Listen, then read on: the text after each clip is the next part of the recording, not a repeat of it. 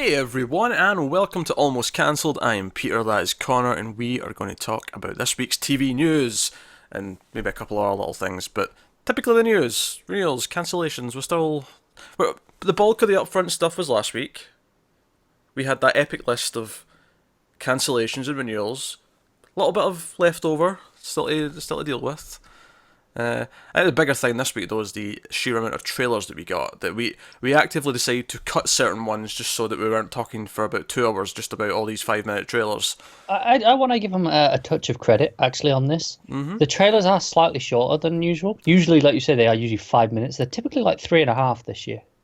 That's fair. That's fair. That said, a couple that I watched, it did feel like they spoiled like what the end of the first episode was. Yeah, that's normal. I mean, like you said, they're usually 5 minutes that condense the first episode into one trailer. Yeah. Yeah, the other thing we do on this episode, we also pick our favourite episode of TV the week at the end of the show. We also will give you any updates on the channel or anything like that. There wasn't really anything new this week. I guess the only notable thing is that S.H.I.E.L.D. finished its season. So that was concluding, but that's about it. So let's get into the news. Alright, cancellations. We'll start on the negative stuff first, and one of these I care about. One of these we care about. Yeah, I was going to say, I think I know which one. Yeah. Otherwise, though, this is a lot of things I don't care about. In fact, in some cases, I am almost wanting to throw a parade for these cancellations. So, I think I know which one's you're on about there as well. So, The Odd Couple has been cancelled at ABC after 3 seasons. Sitcom starring Matthew Perry, not much to say about it. That said, I did hear an amusing tidbit this week about how it was cancelled that I thought was kind of amusing. Oh? Yeah, apparently Matthew Perry found out they were cancelled because he went by the set and his door, like his dressing room door, had his name painted over and they hadn't announced it was cancelled yet. I was like, this is a pretty bad sign. Yeah. I remember when that first started, and I never watched it, but the reviews were atrocious. And I'm like, I didn't even realise it had been renewed once, let alone it got to season 3. ABC were having a rough couple of years, I guess. Yeah, that's fair. Okay, the one I care about, Fox, Scream Queens is officially being cancelled after 2 seasons, which is a shame. Obviously, the good thing is, though, given that each season was designed to function as its own story, even though it did follow on with the same characters, it means that there's no like plot thread. It doesn't feel like we're missing chunks of story. It feels like it ended. So at least in that sense, and I'm glad it ended after season 2 because season 1 had more of a cliffhanger thing going for it. Even where season 2, it felt like the characters all had, at least the ones that survived, all had a kind of rounded out, happier ending. Also, I'd say I probably enjoyed season 2 a bit less than season 1, so it's not as hard a blow. If it had been cancelled after season 1, I'd have been really upset. Whereas now it's like, okay, well, I wasn't getting Chad Radwell in season 3 anyway. Spoilers. I don't care. I'm still upset. Yeah, so it's just a shame, but we kind of expected this. But hey ho, we got 2 good seasons out of it, so, and it did have an ending, so that's nice. Here's something I didn't even know existed. That CBS has been cancelled after 2 seasons. Criminal Minds Beyond Borders. Oh, I knew about this. Didn't know it existed. I've heard of Criminal Minds, obviously. I couldn't tell you what it is. I've just heard the title. I was like, I know it's a thing, but I don't know what it is. I know it's a spin-off, obviously, but what it actually is, no idea. It's either set outside the US or it's about like I don't know, like investigating crimes that like about like international cases. Yeah, or it might just be more straight up like border patrol. It's all crimes that take place at the border. You can tell how little we care about CBS procedurals, can't you? Speaking of CBS, this one warms my heart actually. This one. This is the one I knew what it was going to be. The Great Indoors has been cancelled at CBS. Warms my heart. There is justice in the world. That said, though, there is a sad tinge to this one, even though I hated this show with every fibre of my being. This actually is like the 4th or 5th show that got cancelled this year that has starred an ex-Community cast member. It's really quite sad. Like, Dr. Ken got cancelled, Powerless got cancelled with Abed, a bunch of them. Like, it felt like, I'm sure there was another one that I'm forgetting, but there was like 4 of them, and they all get cancelled at the same time. Time for the and a movie part of the 6 scenes in a movie, please. Well, they're all just lining up free, aren't they? Yeah, except Donald Glover, who's got like about a million projects to do. Yeah, yeah. There's no chance of them getting him back. It's just can't fit into his schedule. It's not even about the money anymore. Nah, I think he'd do it. If he could fit it in, I think Donald Glover would I happily. think he probably would if he could fit it Yeah, in, but just how much TV he has, and then you throw in the movies and the and his music. music. Yeah, Yeah, he's got no stand-up chance. comedy. He's a busy Yeah, that man. too. He is. I don't know how he finds the time. It makes me feel like I've accomplished nothing in my life, quite frankly. He's succeeding in all these different career paths. Yeah, yeah, I've barely latched onto one. yeah. I'm not sure you have. Oh, I never said I succeeded. That's like that's not. Take what I meant there is thinking I am being successful. All right. All right. So that's Great Indoors. Also cancelled at CBS after 6 seasons is Two Broke Girls, Mm. which I saw the pilot of. I hated it. I thought it was one of the worst things I'd ever seen, and I never seen any more of it. I It's watched about a season and a half because it was on TV, and there was nothing else on at that time, and I was like, whatever. I can't believe that lasted 6 seasons, but have at it. I'm kind of shocked too. CBS also cancelled Training Day. This one, of course, kind of It's a bit obvious. different, isn't it? Yeah, because it's, your lead star dies. I feel like, yeah. Maybe it would have been different if it was having like ridiculous ratings. Like Yeah, they maybe might they have would. retooled it, but But as it is, it's pretty easy just to let yeah. it go and move on. Pure Genius has also been cancelled by CBS. That was one of their new sitcoms from the last year, so that's gone. I don't even remember what that one is. And they also cancelled Doubt, which is a drama from the last year. Again, I have no idea what that is. So, bye bye. We really don't pay attention to CBS, do No, we don't, and I'm kind of happy with that. we? Me too. Renewals. So this is more of a weird. I mean, admittedly, there's a couple of CBS ones we're just going to gloss over. But first up, Arrested Development has officially been renewed and ordered for season 5 at Netflix, with, as they're saying, all of the original cast returning. And they even put out tweets with a sort of a container crate for shipping yards saying Yeah, sorry. all the cast in here don't let out under any circumstances, which I think is them implying that unlike season 4, which suffered greatly because I don't know if you're familiar with how they did season 4. Was this the non-chronological one? It was basically they couldn't get all the cast at the same time, so they designed the plot to account for that fact, and all the plots were kind of separate, and it was kind of like, well, this is fine and all, but like kind of what we love about the show is like the cast all interacted with each other. Yeah. So it kind of diminished it to an extent. But I'm happy about this. I'm happy we're getting season 5. Arrested Development's a great show.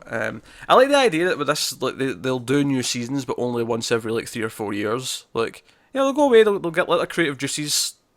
Build Make up. it so they can all schedule out again because they're all pretty busy. Yeah, always scheduling, but just in the sense of like just from the writing point of view, it's like, all right, some time has passed. What new ideas have I got? As opposed to like doing the yearly grind where you're constantly feeling you have to come up with new stuff. So they're saying this is going to air in 2018. So That's cool. Maybe I'll watch it before then. you should. Seasons 1 through 3 are some of the best comedy ever. So I hear repeatedly. I just never bothered. And it seems the type of cynical, dry wit that you would probably appreciate. Yeah, I've seen a couple of clips here and there, and I have liked what I've seen. I've just never actually bothered watching it for some reason. There's not been any reason why I haven't. Also, it has one of the best will they won't they relationships in TV history, and it happens to be incest, which just makes it the best. Fair enough. Seriously, people, tell me you weren't rooting for George Michael and maybe to get together. Tell me. Not that George Michael. I know what you're looking at me funny. Aye. That joke is brought up in the show. Don't worry, they mention it. Okay, I'll allow it. Alright, so next up, Fox renewed New Girl for a 7th and final season, and apparently it's only going to be 8 episodes long. Oh, really? I didn't catch that part. Yeah, apparently everyone thought, it's coming back for a final season of 13. Like that was the thinking going into the upfront season. But then they announced it, and apparently all the buzz is saying 8 episodes for whatever. I guess they just want to give it a wrap up, conclude it. Must be. I mean, I haven't been watching in a long time. I've seen the first 3 seasons. I think. I'm somewhere in season 4, I think. I'll probably go back to it and binge the rest of it Yeah, when I'm in the I mood. think season 3 was a bit rough, but generally speaking, I enjoy it. It's pretty good. I don't think it's anything special, but it's likable Yeah, enough. it's a solid enough sitcom. Yeah, but nah. So final run of 8 episodes, which does seem a really short for a sitcom. You know, because 8 episodes of a sitcom, you can watch that in 3 hours. Yeah. Yeah, it's super quick. But I mean, obviously, I think if you're a fan of the show, you'd rather have that and say Yeah, goodbye to it's better everyone. than nothing, isn't it? Yeah, so that's cool. CBS renewed Code Black for season 3. I have no idea what Code Black is. I, Again, I'm familiar with the name, and that I'm is not. the extent of my knowledge. I have legitimately never heard of Code Black. I have. That's I've seen the name. I couldn't tell you what it is. I couldn't even tell you what type of show it is, but it's CBS, so I'm guessing it's some sort of police procedural. probably. I think that's a fairly safe guess. You know, if I had to put money on it, that's what I'd go with. Maybe lawyers or medical, but probably cops. Yeah. If you had to put money, you go with cops, wouldn't you? Yeah. They also renewed Elementary for season 6. So, uh, of course, CBS have a watered down Sherlock Holmes show. Of course they do. I have heard a lot of good things about the first 2 seasons, though. Apparently, it got a little weaker after that. But, I'm probably never going to bother, really. yeah. NBC renewed, now brace yourself for this number. NBC renewed Law and Order SVU for season 19.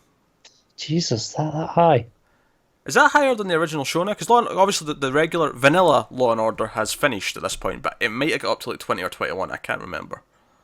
I am not sure. It's a good question. But that might be longer than it now. I'm not sure.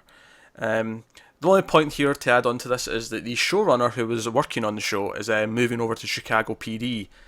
So they're getting a new showrunner. Not It's that. not that big a shift, is it? Not really. I just checked. Law and Order got 20 seasons. So Alright, so it's getting there. It's almost matching. And then last up, now I saved this one for last, NBC. So last week we talked about Timeless being cancelled. It was cancelled. yeah, they straight up said this is cancelled. One day later, kidding, it's been uncancelled. They've renewed Timeless for season 2. It's going to be a little bit different. It's only going to be 10 episodes long, and it's going to air over the summer of 2018. So obviously we're getting a different format change. I read a little bit about how this came to be, like just some of the interviews with the execs and the creators. Yeah, because this is. I mean, we can't stress how weird a situation this is. This never happens. No, I mean, there's like one or two exceptions in history where you can point out and go, it kind of happened there, it kind of happened there, but never this Not quick, like certainly. this, no. This was like 2 days after it got cancelled. It was like, oh, by the way, changed their minds. Yeah. The biggest example is probably like Family Guy, but that was sales of home releases, and they're like, okay, there's interest. We'll bring it back. So basically, they ordered new seasons. They renewed Taken and another one. I can't remember what the other one was. But they renewed 2 other new shows, and both of those shows were getting less ratings than Timeless. But the reason why they renewed those is because they had all these deals in place with networks and distribution outside the US and. And honestly, in my opinion, I'd expect them to be cheaper than Timeless, given the premise of Timeless. Yeah. It's probably a bit bigger budget just to show all the different locations. But I think the main point was, though, is that they actually did kind of want to keep it, but they just didn't have a place in the schedule for it. They had these deals in place for the other things, so they cancelled it. And they said that almost immediately the fan outcry, like on Twitter, social media, all that stuff, was apparent. And apparently within a day, they were trying to think of ways to bring it back. And it was Sean Ryan and Eric Kripke who went in and pitched a different type of season. They said, right, let's go for something a little bit. I think they said it's slightly more family friendly. Yeah, because it's moving to an 8 o'clock time slot instead of the 10 that it was before, and family friendly is the key phrase that I saw a lot. Yeah, and they're also saying 10 episodes summer, the completely different time for it, a completely different idea. Maybe the idea that it's more of an event in the summer rather than an ongoing show. But they agreed, and apparently from the moment that they agreed behind closed doors to do it, we saw the tweets about them telling it was happening about 30 minutes later. Like, that's how quickly we found out after they made the decision. So, So Timeless is coming back. We're getting more. Yeah, it's excellent. And do you know what? I saw some people, when it was cancelled in that short period, Yeah, it's that short people window. people talking about how they don't watch shows until there's at least 3 seasons because they get attached to a show and then it just gets cancelled. And all I can think is, this is why they get cancelled, because you go, I'm interested, but I have no interest in Well, watching. no, so I'm going to play a bit the devil's advocate here on two reasons, right? Two reasons. One, I kind of used to be like that. Not maybe it's intentional. I didn't have like a mantra. I didn't have like no, I'm waiting until season 3, and it was, but I used to binge watch a lot of things instead of watching them week to week. Doing this channel has changed a lot of the ways that I consume a lot of shows. There was some stuff, Lost I watched religiously every week. There were some things, but a lot of stuff, I waited and then I binged later. Or maybe I got into a show after a couple of seasons and then I watched weekly from then on because I was really into it at that point, and so on. It wasn't really an intentional thing. Now, admittedly, this next point I'm going to make is changing a little bit because the way we're watching TV is changing a little bit. However, the classic argument of ratings doesn't actually work, because when you watch a show, you don't actually contribute to its ratings unless you have a Nielsen box. You have to be someone with a Nielsen box to contribute towards the ratings. So it actually doesn't matter. It actually affects the show more if you choose to watch it on the on-demand service or on Hulu or on one of these services, because they actually can look at that and go, there's a person watching. They know for a fact those figures. That is true, but they could watch it on the on-demand service. They could. They should. I mean, that's why it's maybe changed a little bit and why I think they should do that, and that's what would save shows. But I think it's actually almost, it's more beneficial to not watch the live broadcast now and watch their streaming version, because they know you're watching that version. No, that's true, and obviously, tweeting about it, they're very much aware of the social media presence, because that is a key indicator to them now. It's funny actually, because we were talking about that with Netflix a couple of weeks ago about how that's almost more important to them than the actual viewing figures for their shows. It's the awareness, and how just tweeting about a show is actually as valuable as watching it. Yeah. So, I mean, try not to spoil things for other people, but tweet about how much you liked an episode every week, because it actually contributes to the show surviving. And yeah, it's why you see a lot of cast members of shows, each week tweeting about it. A lot of people now, cast members live tweet along with the episode, just because the interaction, causes, presence. People see it and they go, oh, what's this? And then maybe they'll check it out. And in some cases, it improves. I mean, I think the enjoyment of Riverdale's doubled with Lily Reinhart's gifing and memeing like almost every moment of that show as it's airing. That's true. Yeah. So, yeah, but it's just the sign of how things have changed, and how even said it was the social media outcry immediately. It was like, oh shit, we might have made a mistake. Maybe we should do something here. But no, it's encouraging. Obviously, we're happy. We're going to get a lot of plot threads were left out. We ended on a big cliffhanger. We did, and I'm so relieved now that it's safe. We'll get some answers at the very least. And while there is something really special about Twin Peaks coming back after 25 years, I don't want to have to wait 25 years every time a show I like gets cancelled with a cliffhanger. No, I would. Although that said, there would be something especially perfect about a show called Timeless coming back after 25 years with the title Timeless. Yeah. Because the tagline's so easy. You just go, it's timeless. There's your return tagline. It's so easy. All right, let's go out some trailers, and that's all the renewals from this. Obviously, that was a much shorter list than last week, but that's because we get most of them before the last news. There were some leftovers. We even had our emergency one last week. That's right, yeah, we jumped back in with The Exorcist because it happened immediately after. And someone still told us about it in the comments. Like, I thought it was weird. Clearly they didn't get to that part yet. Yeah, I don't know. But anyway, trailers. Now, I am going to hazard a guess at about 20 trailers that I had initially on this list. I have cut it down to 9. We're going to have about 9 trailers. The things we cut out stuff like CBS procedurals, because we know we don't care about them. I don't think you need to hear us say how much we don't care about them. It's just boring. It'll be boring for you. So that's gone. We cut out most of the sitcoms because, again, it was just, there's too many. We've left a couple in. There's a couple of relevant ones in there. In fact, I think there's one relevant one, actually. There's one sitcom. Because it's very genre-based. Two? What's the second one? Two comedies at least. Down at the bottom, right? That's not a sitcom, though. Okay. It's an hour long. Oh, is that an hour long? If it's the one I think you're talking about, yes. Okay. It's okay. I thought that was a 20-minute. No, I'm pretty sure it's an hour long. But anyway, so we'll start with the what I'll refer to as the big gun. We get a trailer for Star Trek Discovery released this week. Yeah. And it was very pretty. It was very, very lots of science fiction images, people in spacesuits, and a little bit of almost Star Wars looking imagery when some people out in a desert. Yeah, because we got a few promo images first, and the very first one was on that desert planet, and it did look like Rey's outfit from The Force Awakens. It didn't look as bad in action, where in the trailer you go, okay, it does look a bit different. But when that was your first image, especially in the trailer when she pulls out the actual classic communicator from Star Trek, and it's like beam us up, and it's like, yeah, okay, it's Star Trek. It was just a case of that was the very first image that we see, and it was just weird. Yeah, you get a sense of this captain as training a lead character to one day be her own captain, command her own starship. General thought, obviously, that the trailer hints at a lot of stuff with Klingons, and it's going to be interacting with them, and so on. I think my general sort of thoughts though come less from a plot perspective. Like, I mean, there's some hints in there, but it's more just what is the feel of the show? What does it look like? It's very slick.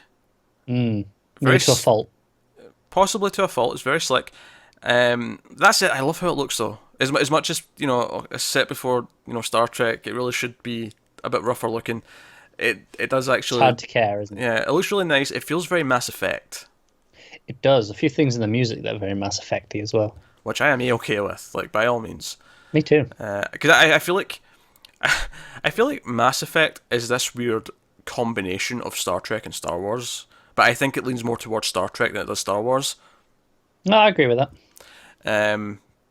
And just for the very nature, you're on a command ship and you've got a crew and you're the captain of, just that very idea on its own is more Star Trek-y. And I was getting those vibes. I like the outfits and all that sort of stuff. I think the Klingons look pretty cool. Music was nice. But generally, I'm pumped up for it. Like, I'm cool. Another small bit of news actually this week that came along with the trailer is that the order for the season's gotten bigger. Yeah. It's now 15 episodes, season 1.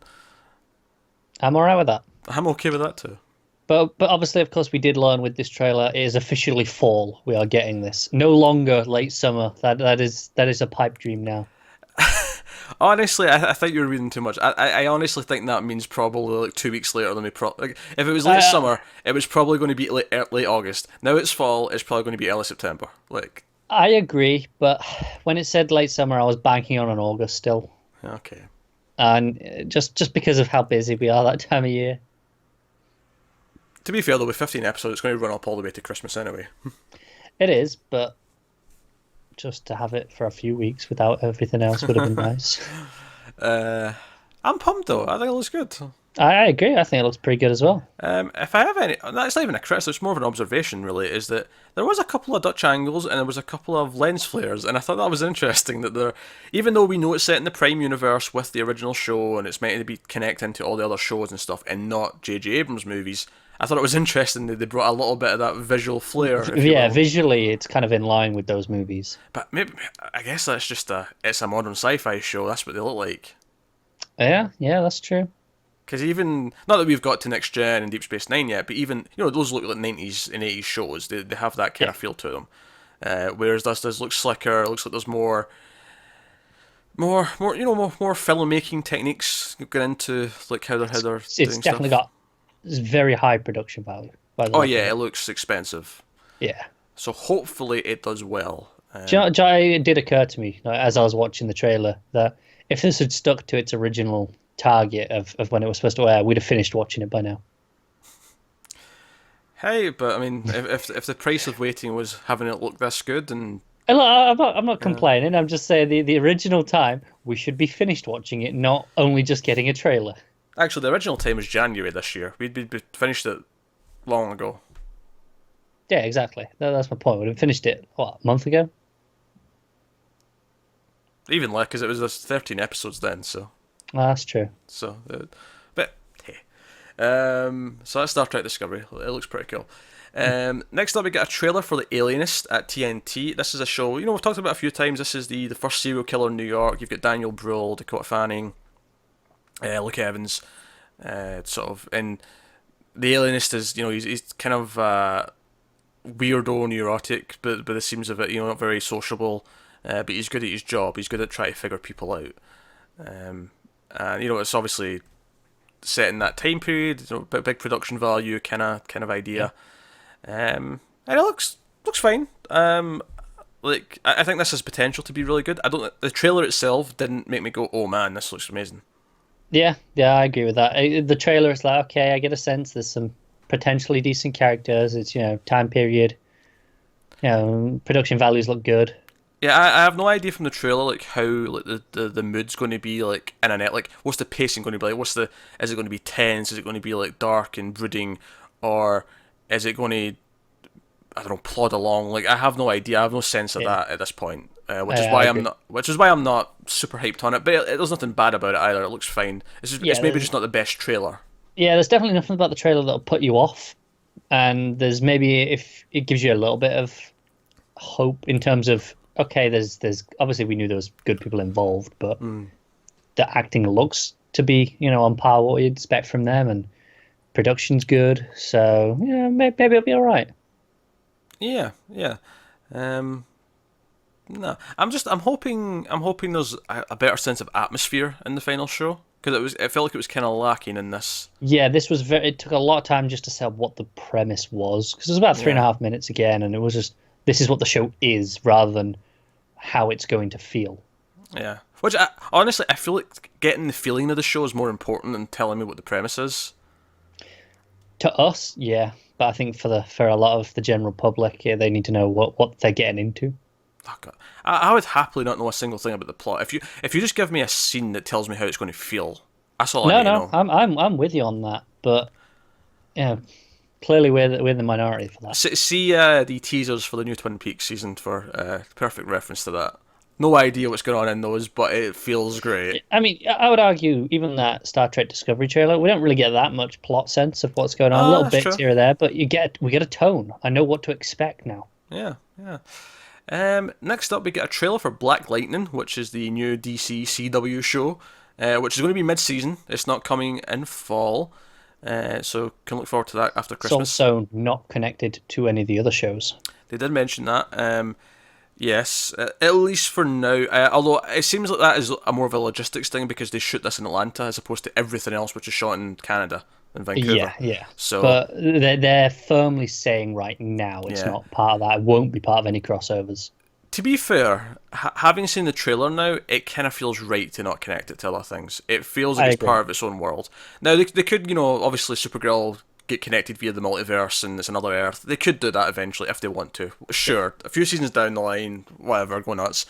But right now, it's so different to any of the others. Right now, it feels like it's setting up its own tone, its own kind of gritty. It's a bit more gritty than those other shows from the seeming. And you get this real sense of this father who's given up being a superhero. He's got like these teenage daughters, or maybe one's like in their early 20s now, and like crime in the streets is getting worse and stuff like that. And he comes back out of retirement.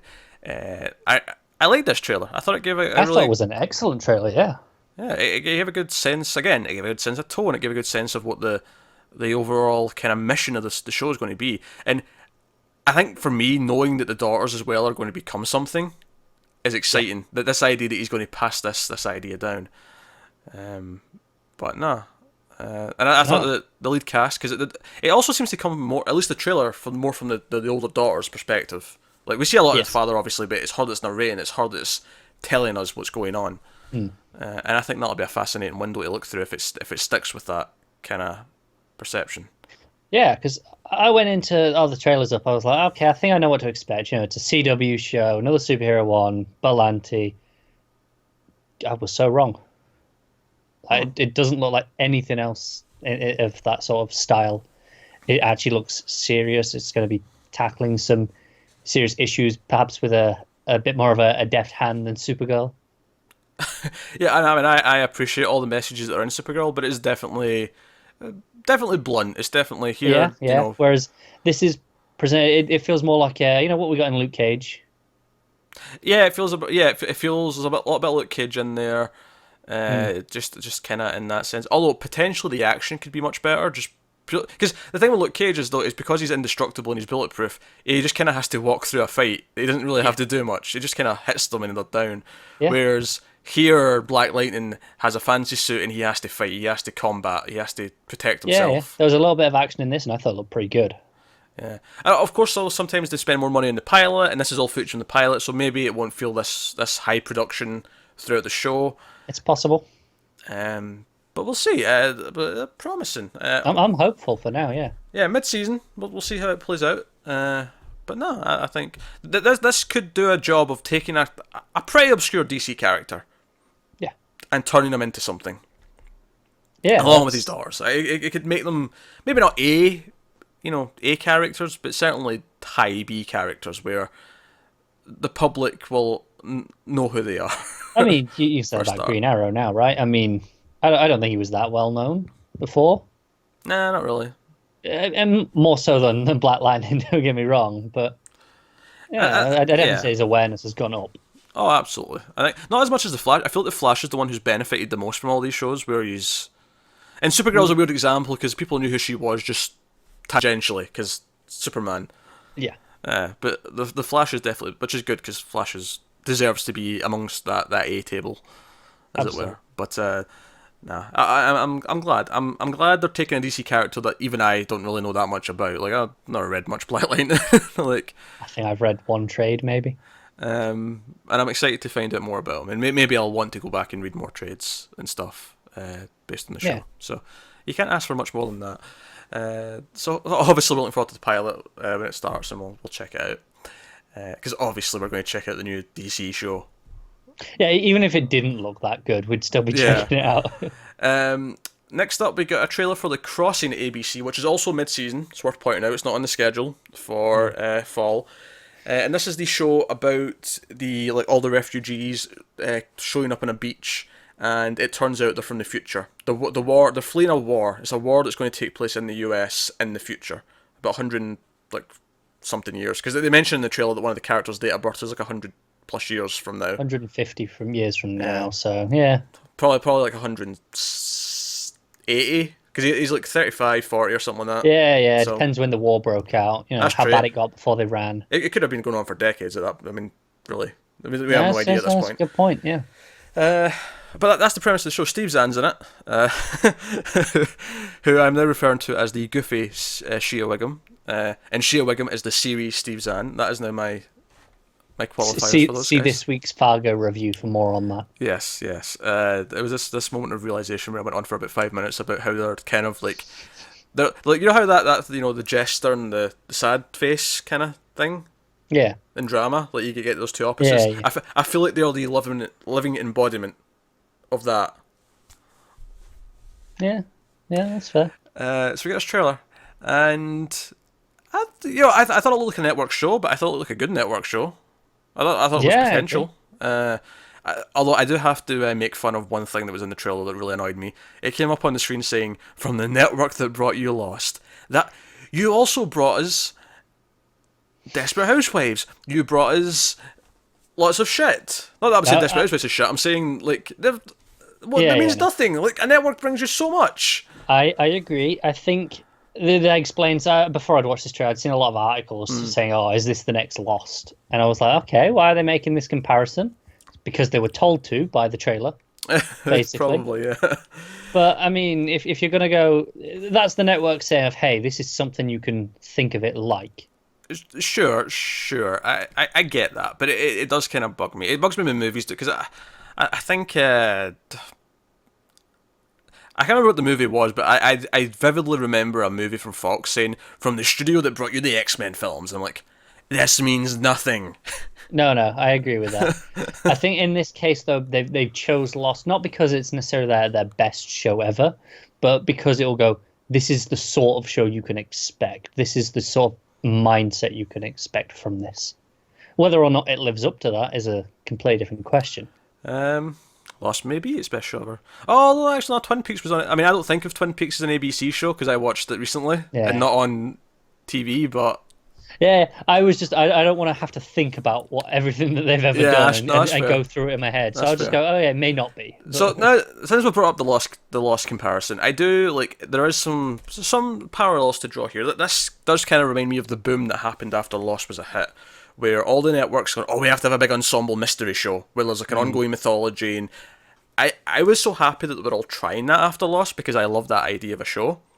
Unfortunately, most of them sucked. A couple were okay, but ultimately they, like, yeah, it's the case of that they chase the genie yeah. but don't actually understand what it is But to replicate it. But maybe with this one, maybe the idea came on its own, and they're comparing it to Lost now to try and sell it. But maybe the actual gestation of it was Yeah, I its think it's own been thing. long enough since Lost that they're not going, we need another Lost. Yeah, It yeah. is more likely that they've gone, hey, we can sell it on that. There are certainly some ideas that there's going to be some mystery in this. We've got our sheriff character played by Steve Zahn who is trying to figure everything out. We've got these 47 survivors, and it seems actually, I didn't know this from the descriptions, but it seems like there was actually like over 400 people who tried to come back, and but they all came in the ocean, and a lot of them drowned. Which actually, I actually really like that touch. It makes it feel like it was A, things were that bad that they were willing to risk death like that, and B, it gives it this dark start to the show where everyone's had this tragedy. Like a lot of these people who have survived probably just lost a loved one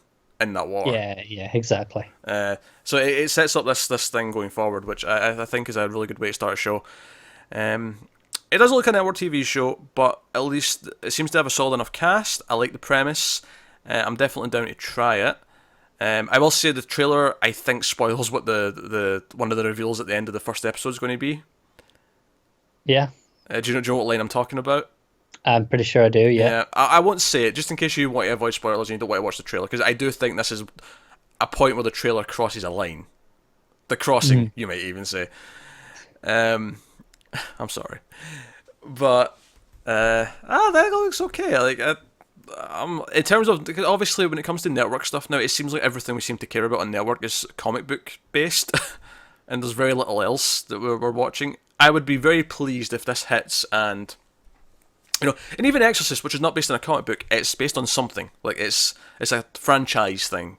It Yeah, would you want something original. it would be really nice to watch a network show and go, oh, this is original, and I like it. Give me Yeah, more. and we've had a couple this past year, just not all of them stuck around. Oh yeah, obviously Timeless is Yeah, the one. yeah, we had Scream Queens Yeah, for a couple of seasons, and and that's done. Hitch, obviously, but that That no got longer cancelled. exists. So I hope it's good, and then if it is good, I hope it is successful enough to keep Yeah, going. Because part of me feels like if this is good, it'll be cancelled. yep, Part of me thinks that obviously there was a time in Lost and Fringe and Chuck and some other shows flourished on network TV. I feel like now anytime they try to do something that will actually appeal to us, it's probably going to get cancelled. yeah. That period of our content, so to speak, seems Yeah. to be kind of Hence, gone at the hence the minute. title. Hence the title down there. Yeah, very good.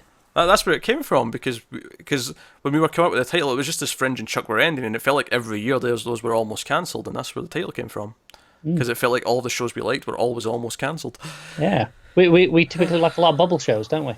Aye, but although that seems to be less so now because most of it's shifted to cable and streaming, and they're much safer places for our Yeah. stuff.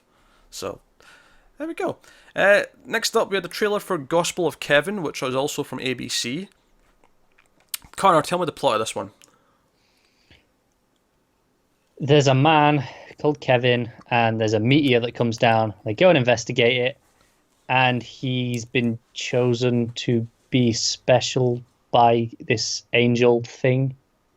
It's She'll say. it does the once a generation. 36 people are chosen. I'm like, okay, cool.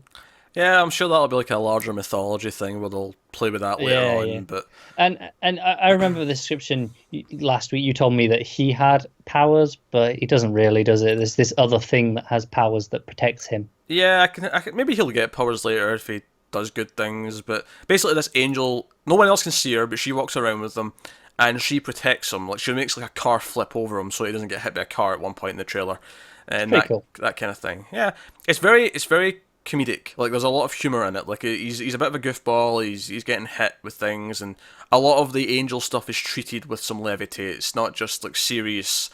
Yeah. heaven and hell, like there's something going on. It's more of a light-hearted, what if approach to the whole thing. And Kevin, he's got like this niece. Maybe.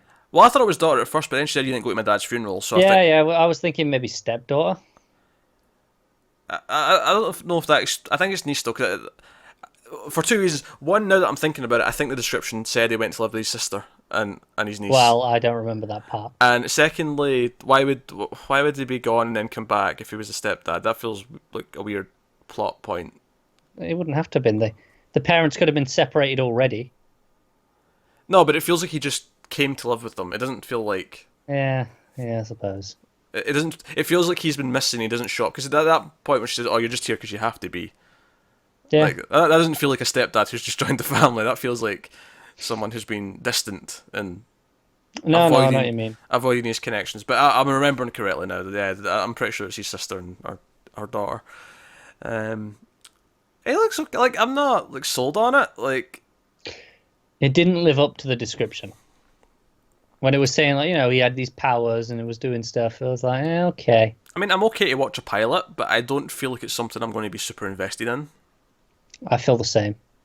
I think, but I think the crossing is more my speed. This is, I mean, I don't think it's bad, but at least from the trailer, maybe it'll be more fun once you're actually watching it and things have a bit of space to breathe.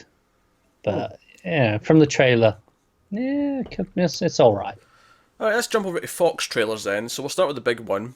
We got a small tease of it before this, but we got the full trailer for The Gifted, which is the X-Men show coming from Fox, starring Amy Acker. And this was a very... I think this was more along the lines of, let's give them all what the plot is, rather than a sense of what it feels like.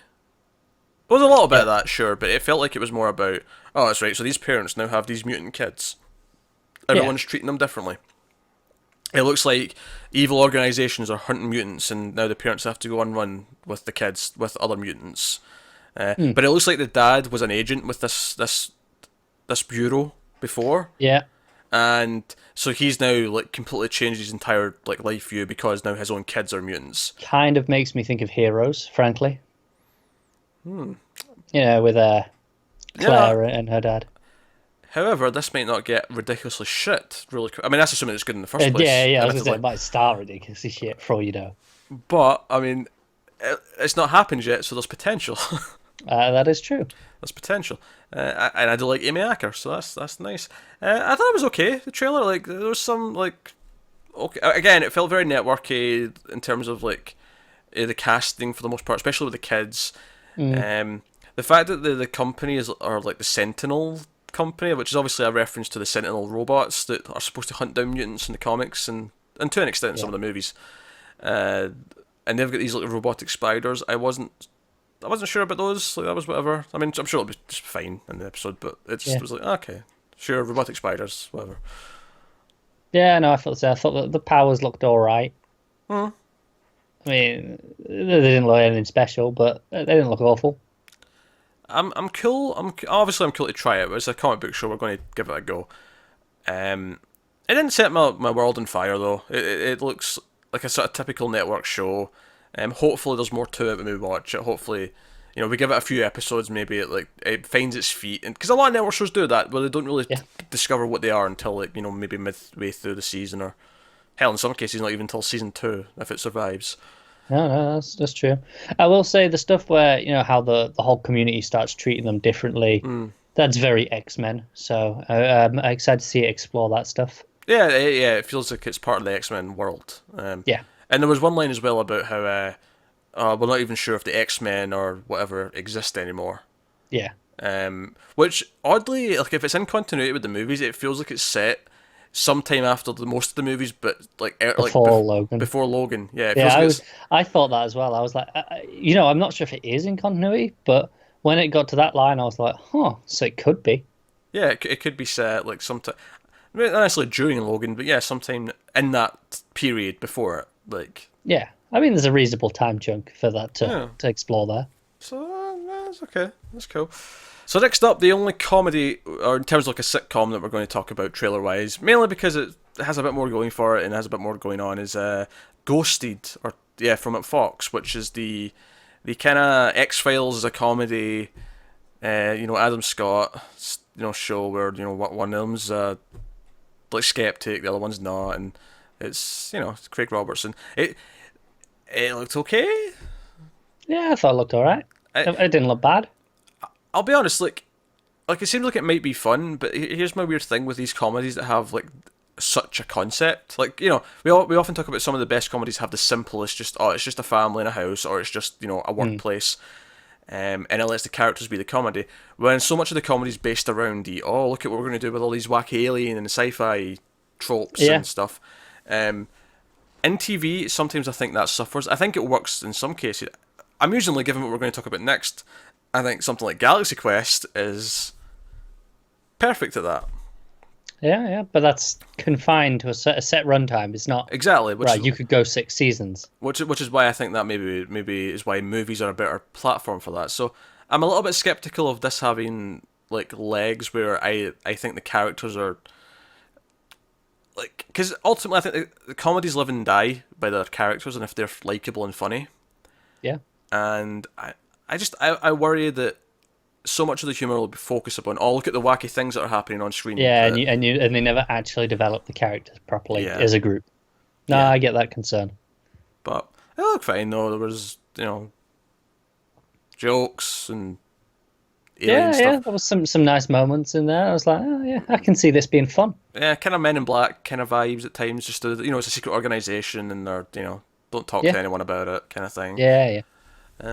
Yeah, maybe. I mean, obviously, I like the cast, but we'll see. Yeah, that's the thing going for me. I like the premise, even if I'm not sure it's sustainable. I like the premise. I like the 2 leads a lot. So Yeah. Speaking of Fox, speaking of comedy, speaking of Galaxy Quest, that was a lot of nice segues. Holy trifecta right there. Yeah. Orville, which we didn't know the title of this before now. But actually, before we even talk about it, I just want to mention a title change, because this was a trailer we deleted. We didn't watch this trailer, but there was a Zach Braff's new show, which last week was called Startup, changed its name. I just want to point out that changed its name. It's now called Alex Inc. Maybe they realised there was a show that just started called Startup, and they didn't want to, Yeah, that's the only reason we remember it, because we mentioned last week how that was a show already just last year. Yep. But anyway, so Orville is the new Seth MacFarlane show. It is a comedy, but it's an hour long, and it is very Galaxy Quest in the sense that it's a sort of Star Trek-y spoof kind of show. Yeah. And Seth MacFarlane is on the show. He plays the captain of the ship. We also have Adrian Padalecki, who is the second in command. The sort of and it's Seth MacFarlane jokes, and I wanted to shoot myself throughout most of this trailer. And I really quite liked it. Screw you awful taste. I like most, not all, of Seth MacFarlane stuff, to varying degrees. Here's the weird thing, is I don't dislike... I mean, I've not seen all of Family Guy. I stopped watching it, like, after, maybe 6 seasons. Whatever. Like, I had my fill. I was done. Like, once Stu didn't want to kill his mum anymore, it's kind of stopped. Stopped being interesting. That's fair. But like, I hated A Million Ways to Die in the West. I hated that movie with a passion. And honestly, I think Seth MacFarlane should not be the leading man in his stuff. I think, and this is the perfect thing, because after the trailer came out and most of us, we watched it. And you said, "Oh, I'm surprised you didn't like that framing joke," because there's a joke in this where it's classic Star Trek. They're talking to an alien on on the screen in front of them, and Seth MacFarlane says, "Oh, can you move to your left? You're a little off center," because he's over at the side of the framing. And you thought, "Oh, why didn't you think that was funny? That is such a Peter joke." It seems it seems on the surface at least like. No, it is a Peter joke. That's the thing though. I should have thought that was hilarious. Seth MacFarlane's timing killed it. Really? Okay. I think his timing is atrocious. I don't find him funny. See, I like Family Guy. I love American Dad. I think that is phenomenal. I've never seen American Dad. I think it's far, far better than Family Guy.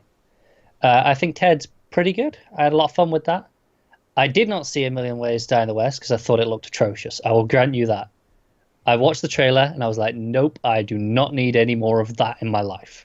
Yeah, it was bad. And honestly, I feel like this is just A Million Ways to Die in the West in space. That's kind of what I was feeling like. I didn't like. I wasn't getting that at There all. was like a jelly alien that he stepped on at one point. I didn't think that was funny. There was. I love that little jelly dude. Oh no. And honestly, and Adrian Pilecki, is it Pilecki or Padalecki? Am I putting an extra syllable in?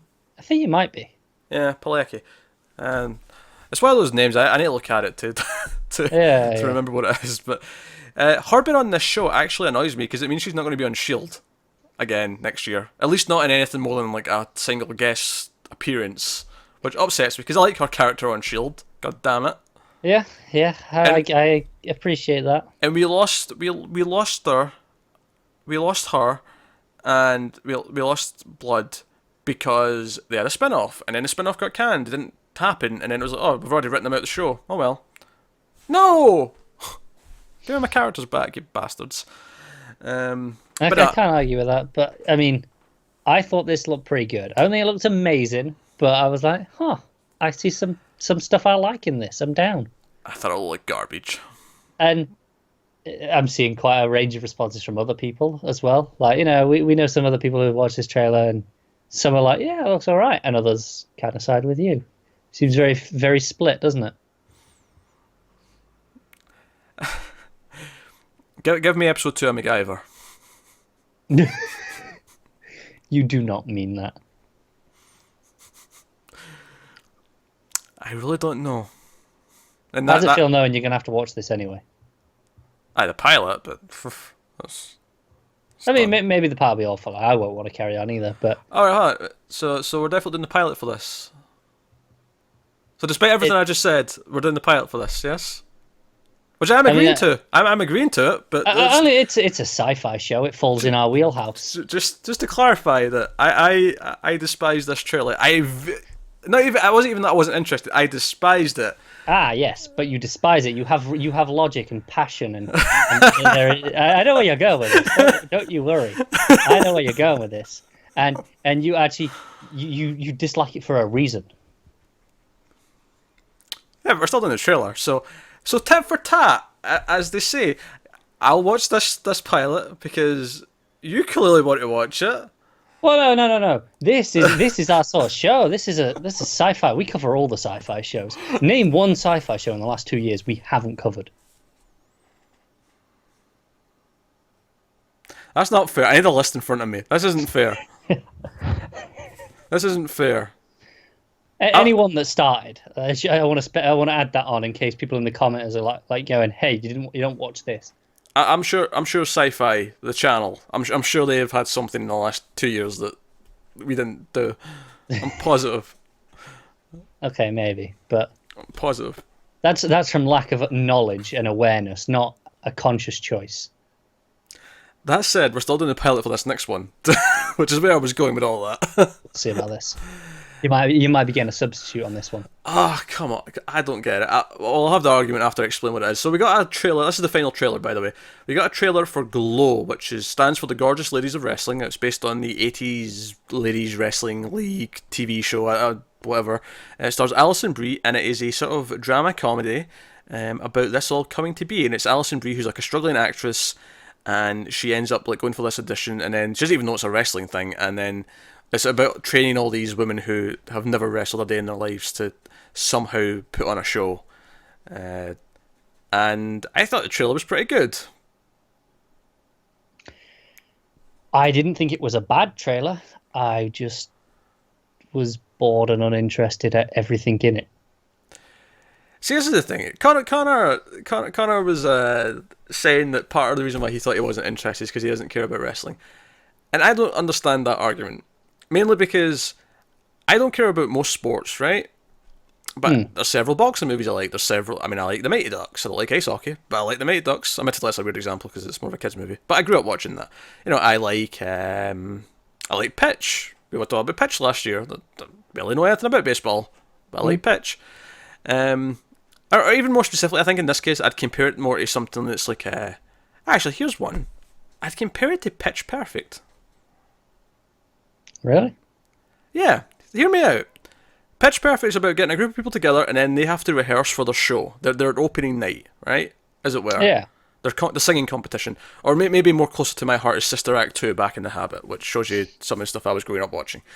But, like, it's that kind of story. It's a group of misfits who can't do this at all and they have to be trained. And I'm not disputing that. I think it falls down to tone for a lot of it. Whereas, you give me the Pitch Perfect movies, and I watch the tone of that, and I go, yeah, I'm into that. This did nothing for me. There's nothing wrong with the tone. You're just being weird. No. I'm not saying there's anything wrong with it. That's the thing. Technically, I think it's fine.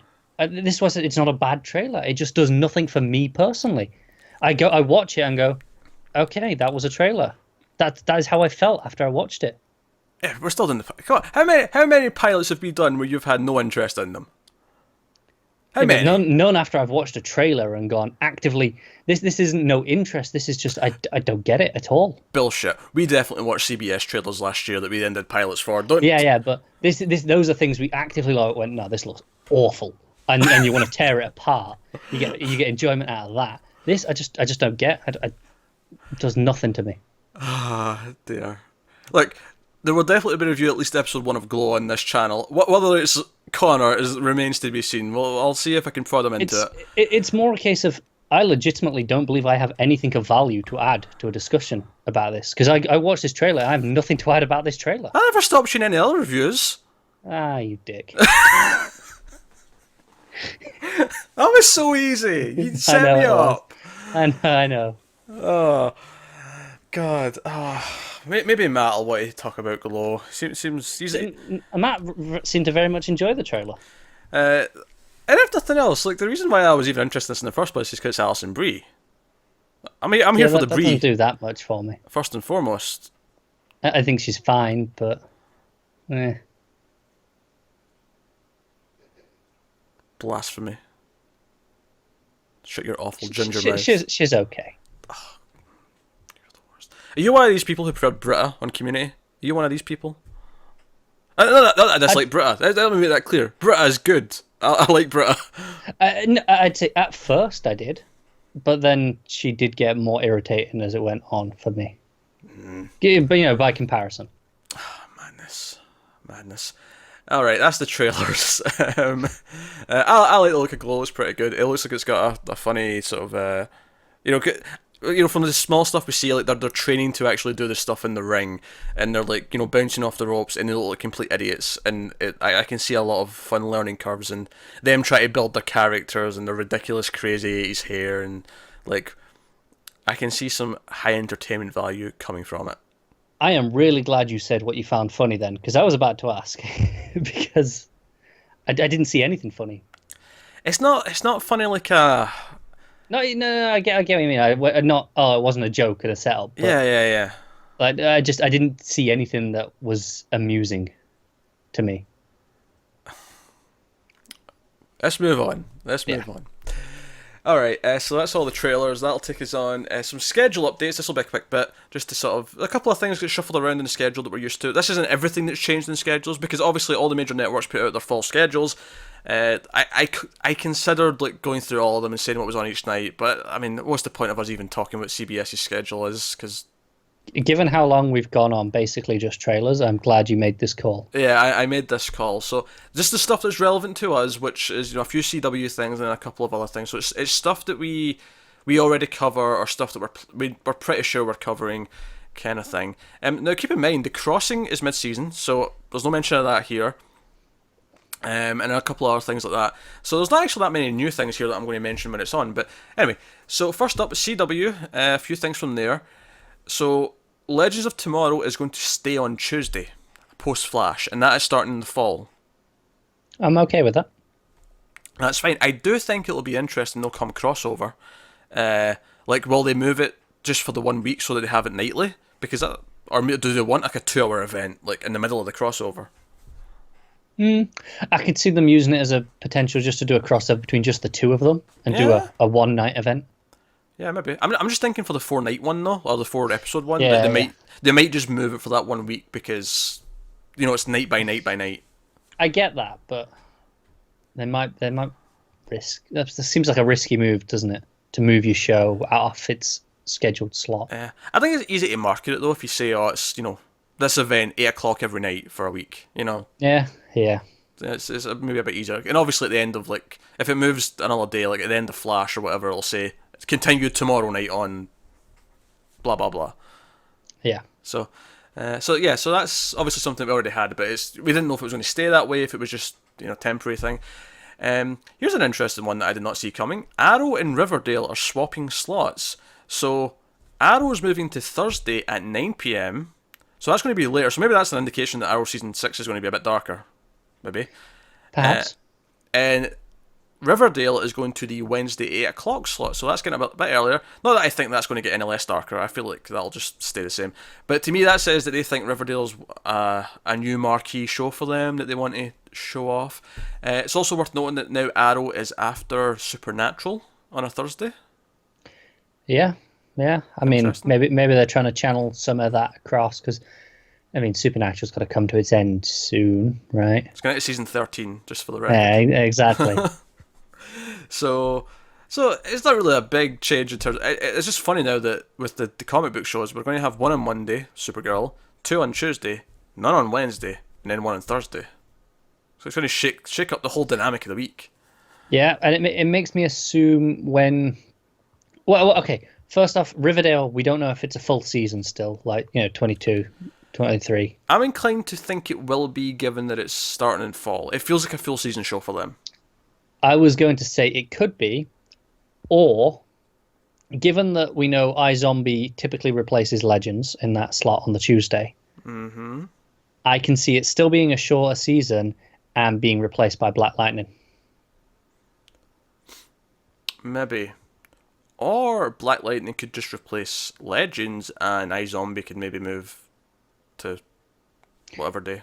I mean, it could. I mean, there's nothing that says that it won't do that. I'm just speculating. I'm just assuming if they want to keep iZombie in its slot. Admittedly, when Legends started in fall last year, I kept saying, "Oh, maybe it's a full season this year," and that was wrong. Admittedly, it ended up being a really weird number. It was 17 episodes, so it wasn't like it was a short. It wasn't a 13-episode season either. So who knows how many episodes Legends has got this year? Who knows how many episodes Riverdale's got this year? We don't know. CW don't tell us. The only ones on CW I'm relatively confident on are Supergirl, Flash, Arrow, and Supernatural. Yep, I agree. Everything else, I think, could be 13 episodes, could be 16, 17 episodes, could be the full 22. I have no idea. It's just all over the place for them. You just never know. But, so we're going to have Arrow on Thursdays, we're going to have Riverdale on Wednesdays. Sure. Why they've done this is interesting. That said, though, I think actually part of the reason is I believe Dynasty is going to be on after Riverdale. Maybe they feel like that's a good lead-in for that, so they wanted to be able to pair those up. And because they've only got 2 hours a night, they had to shuffle things around so they could get them both in the same one. Yeah, I can see that. I'm not too bothered. It gives me an extra hour to drink for Arrow. That's true. Also, their other new show, Valor, which is the military one, that is going to be on Mondays after Supergirl, which I thought was a really weird pairing. The thing that was on after Supergirl, which I think was either Jane the Virgin or Crazy Ex-Girlfriend, whatever one. One was already on a Friday, but now they're both on Friday. They're both on Fridays together. I think it was Crazy Ex-Girlfriend. Yeah. And also they confirmed that iZombie and Black Lightning are both mid-season shows. And they also said the 100, the originals, and Life Sentence being the spin-off of another show. I can't remember which one now. A show we don't watch. I'm just thinking, I know the other ones, but... I want to say Pretty Little Liars, but that's not CW, so I don't know why I'm thinking that. Oh, God, that's annoying. But anyway, so those 3 are also mid-season. So I mean, that's actually worth noting there. There's 5 mid-season shows, which means 5 of the shows that are on have to be replaced. Life Sentence isn't a spin-off. You sure? Positive. This is that's the one with the person who had cancer and then discovered she hasn't. Oh, right. Okay. It's the spiritual successor to No Tomorrow. That's what I'm yeah. That's where you're getting spin-off from. Sorry, that's my brain mixing things up. We talk about too many shows. So 5 shows mid-season, that means 5 have to get replaced. I think that's interesting, and I think it means that all the new shows are probably only 13 Yeah, they can't really extend any of them, can they? I think that means that your Dynasty, your Valor, I think Crazy X and Jane the Virgin were both. Crazy X was definitely shorter. Yeah. So that's four, which would just mean one more has to get replaced, and I feel like Legends would be the one, because they said they didn't want five on at the same time. So That's true. Riverdale could be Riverdale all season. it could, yeah. But then again, they might have another new show to bring start in mid-season, so. That's true, and that's assuming they might have left Riverdale shorter, so they have the option to extend one of the others. Maybe. You just don't know. If I was putting money on it, I'd say Riverdale's a full season, but it's just a hunch at this point. Fair enough. Alright, so that's all the CW stuff. Over to ABC. Here's an interesting thing. Speaking of changing nights, S.H.I.E.L.D. is changing nights. For the first time since it started airing, I believe, it's not on a Tuesday. It's going to be on Friday nights at 9. So it was on 10 on Tuesdays this year, moving to Fridays at 9, so it's a little bit earlier. But even more interesting, though, is that it won't be starting as early as normal, because it's going to share the slot with Inhumans. Inhumans is going to last 8 episodes, that's starting in September, and then when it finishes, S.H.I.E.L.D. is going to kick in then. But they did confirm this week that S.H.I.E.L.D. did get a full 22 episode order, so we're still getting 22 episodes, but they're starting much later, or 2 months later. Yeah, well, and that's assuming, because by the time that finishes, it'll be in November. They might decide to just wait till after the Christmas break and show it all. That said, we don't know yet. That said, given the whole splitting into smaller arcs this year, I can see them having like a 5 or 6 episode arc that they want to. That's true. I was reading an interview and they said they didn't confirm they'll be keeping arcs, but they said it worked out really nicely, and they think they'd struggle to do one long arc of 22 after that, and so that it's likely that it'll be split into arcs again. They were also aware that people responded well to it. Like, everyone seemed really pleased. Like, the fans, for obvious reasons, because it worked. It was really good. So S.H.I.E.L.D.'s going to be on Fridays, and Inhumans will also be on Fridays before it at the same time. It's weird having a busy Friday. It's a little bit weird. So it'll be one of those plus Exorcist for our schedule. Yeah, but that's busy for a Friday. For a Friday it's busy, but it's not. I mean, hey, Tuesday last year, last September, October, we had 4, sometimes 5 shows on a Tuesday night. This year, we'll have 2, maybe 3 at a push occasionally.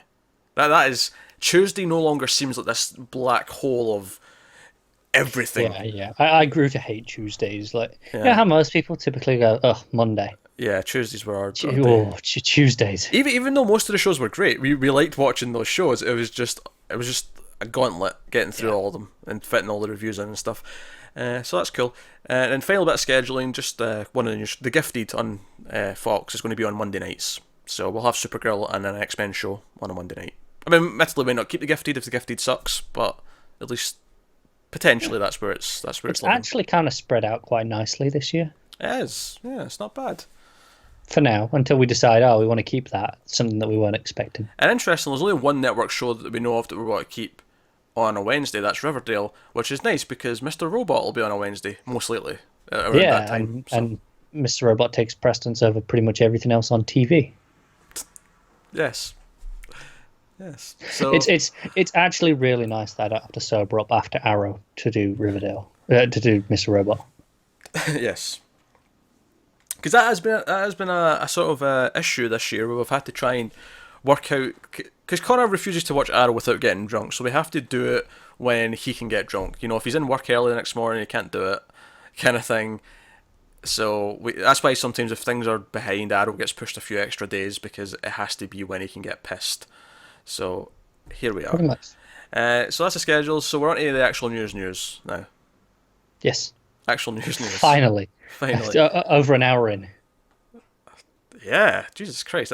We might actually top last week's runtime. Man, I didn't think we were going to. First up, just one final note on the CW thing, just about this year's crossover.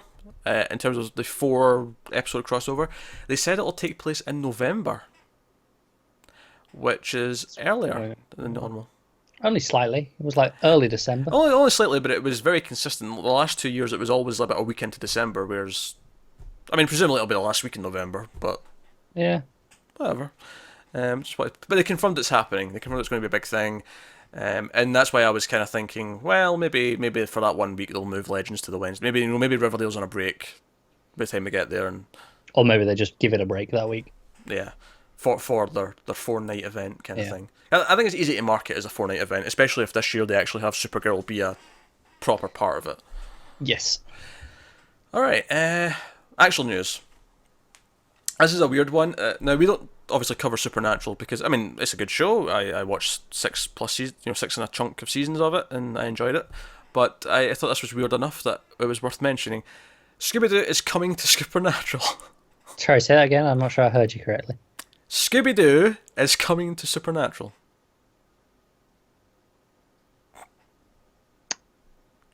I'm not entirely sure how to respond to that. Here's a crossover you weren't expecting. An episode during its 13th season, there's going to be a Scooby-Doo episode. Fred, Daphne, Velma, Shaggy, and their talking brown Great Dane, Scooby-Doo, are going to show up, and they're going to help solve mysteries with supernatural creatures and stuff. I kind of want to watch this. Supernatural cast members will be playing themselves in an animated version, done in the vein of Scooby-Doo, and starring Scooby-Doo himself. Now, I don't know if this is going to be a full episode that is all animated, or if it's going to be like one of the characters gets knocked out and like there's like a dream for like the bulk of the episode that's animated. Yeah. That would be my guess. My guess would be it start live action, one of them gets like a magic spell or something, and then it's all in their head for the rest of it, or whatever. That would be my guess at this point, but Probably, but I kind of want to see it. you know what? Go nuts. I'm fine with this as an idea.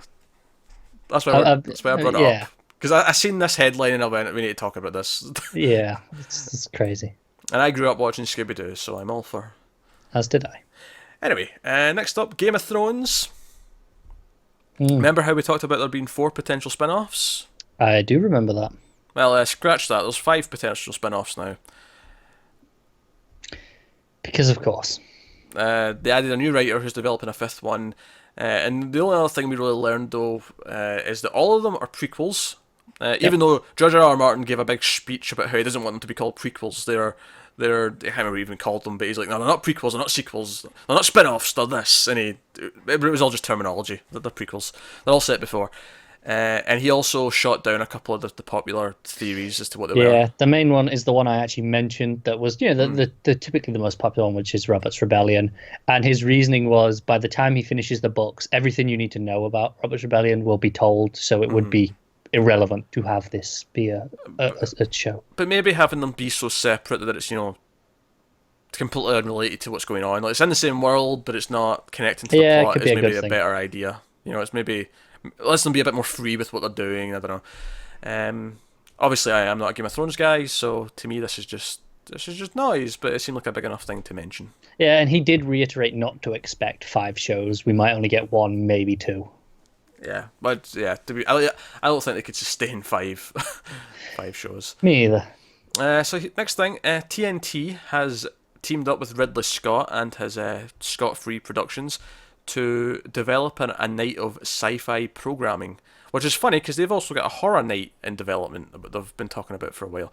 Now, admittedly, the Tales from the Crypt to that horror night got a little bit derailed because apparently there's some rights issues, but I am under the impression they're still doing it, like just the night of horror stuff. Yeah, we've heard nothing to say that they're not. So the fact that they're also developing a sci-fi night, I feel like this might swap out with the horror night. Like, they'll have the horror night for 10 weeks for, and they'll have 3 horror shows that play in this block, and then it'll switch to a sci-fi night. That'd be my guess, as much as I would want both a horror and a sci-fi night in the same week. That'd be nice, wouldn't it? It'd be too much for us to cover, though, admittedly, with everything else. If we've got these 2 blocks of other shows. That is true. They take up about. time. There was no news as to what the shows would be or anything like that. It was just, Ridley Scott's production company's sort of developing it, and he's excited to do some sci-fi stuff. It doesn't sound like he's going to be heavily involved with the shows themselves, though. It'll just be a case of, hiring the right people and having them develop I'm okay stuff. with that. Next up, Sci-Fi have finally given us a little bit of info on The Purge. We're getting a Purge TV show, which was mentioned briefly. There wasn't really a lot here, but it was just kind of the one main point, though, was that the franchise creator is involved in the series, and he described it as an entirely new chapter in America's 12 hours of annual lawlessness. It will reveal to the fans what happens on the other 364 days of the year and how that law affects people. Which makes kind of sense because you can't really do a TV show that's I mean, I'd kind of like to see them try, but like doing like a TV show where a season's all set in one night. Yeah, I'd assume they do it 24 style if you do that, Yeah, yeah. Which honestly sounds kind of fun, actually. Like, doesn't it? you're out in this no man's land, everyone's free to kill everyone, like, 10 hours, it's real time, it's, dusk till dawn. Yeah, That actually sounds great. Why are they not doing that? That sounds perfect. that's what I'm thinking. It's like I'm looking at this going, really? I mean, so it's kind of doesn't really matter if it's the Purge or not. It seems to me. Well, I mean, if it's set in the continuity of the movies, maybe they're going to explore like how it affects people after the day. Like, what is the world like or the country like for the rest of the year when it's like it's not having these Yeah, things, and what happens if someone does commit a crime? Like, as much as it's much rarer, does someone eventually commit murder, and then what happens? Like, what is the? sure. I guess it's not as interesting to me. Well, yeah, I don't think this is interesting either, but like they're doing it, so we're talking about what might be interesting about it. Idiots. You're just being extra cynical for some reason. I am. I'm trying to find the draw I mean, here. I don't see the draw of the Purge movies, Joe. I haven't watched any of them. I saw the trailers and I'm like, yeah, I'm good. And this just seems less interesting. So, I think The Purge is a good idea. The original movie didn't really capitalise on it, though. It's kind of a letdown. 2 and 3 are a bit more fun, and I enjoyed them to an extent. They're not amazing by any means, but they're okay. I had some fun. Frank Grillo's in them, he's pretty good. But that's about it. So, I don't know. This is exactly the sort of thing that we'll definitely try when it hits, just because, of course we will, but yeah. like I have no idea what to expect or whatever. Alright, so we're on to the green lights and the development of new shows section of the show. Comedy's up first. So, first up, Roseanne. This is kind of a weird one because it's technically coming back because it's another revival show. ABC have taken it in and they're going to reboot Roseanne. Yeah, I think we mentioned this a few weeks ago, Yeah. right? Yeah, we mentioned it was happening. They didn't have a network yet, though. Yeah. This is like the official order of it. So they're rebooting Roseanne. It's going to be mid-season, so it's coming after Christmas. And apparently ABC competed with Netflix to get it. Apparently there was some competition to nab this. Interesting. But yeah, so the whole interesting thing here is going to be 8 episodes, and it's going to feature the original cast, and they list everyone. Roseanne Barr, John Goodman, Sarah Gilbert, Laurie Metcalf, Michael Fishman, and Lacey Goranson. But interestingly, remember how I said there was 2 different actresses who played the daughters? Yeah. So Becky is the character. Lacey Goranson plays her. Sarah Chalk from Scrubs also played her in the later seasons. But she's actually coming back as well. She's going to play a different character. I guess they're like, oh, we're having everyone back. We can't have 2 of the same character, so you'll play someone else. One's a cousin. Named Maddie. Ah, maybe. Yeah, I mean, I don't care about Roseanne. I think it's interesting they're doing like a proper reboot, but it's got all the cast back. I think that's really interesting and weird. Yeah, it's also weird they're calling it a reboot as well. Yeah, it's not a revival. And given how it ended, though, they kind of have to. I mean, I don't want to get spoilers, but I know how it ends. People hated how it ended for a lot of reasons. Yeah, you mentioned. So basically, if they wanted to continue it, they'd have to kind of ignore, I think, the last 2 seasons of the show to actually have what people think of Roseanne is back. So maybe that's why it's just like a sort of reboot where, okay, it's the same actors, same characters, but... Yeah, maybe it's just like it's a spiritual reboot in the sense that, all right, you know the characters, and it gives them the leeway to change the actress and the character, the daughters. I think it's just a way to get around the fact that they kind of ruined what the show was in the last couple of seasons. And I say that just from hearing about it, and but they completely, they couldn't have just continued it on from where it left off. It was impossible. Yeah. So, yeah, if you're a fan of Roseanne, I'm sure that's semi-exciting. So, have at it. Alright, NBC has ordered a comedy, single camera, called Champions, which we did know about this before. It didn't have a title, though. All right. This was untitled. And I remember actually I was trying to agonise over what the title should be. The series follows Vince, a charismatic gym owner with no ambition, lives with his younger brother Michael, a gorgeous idiot. Their simple life of women on working out is put on hold when their teenage son of Vince is dropped off on their doorstep. dropped off by Pryor, one of his old high school things, which is going to be played by Mindy Kaling, who is producing the show. So I think she's either going to be a recurring actress on it, but not like a regular. Yeah, sounds about right. Yeah, I remember this one. Yeah, I remember thinking I like Mindy Kaling, so yeah. But other than that, sounds fine. Yeah, I have no feelings on it. Champions, okay. Well, Yeah, why not? ABC ordered a comedy called Splitting Up Together. We spoke about this a few times as well. It's based on a show from Denmark. Jenna Fisher's in it, and also the Gracie's dad from Scream Queens. I don't know his name, but it's Gracie's dad from Scream Queens.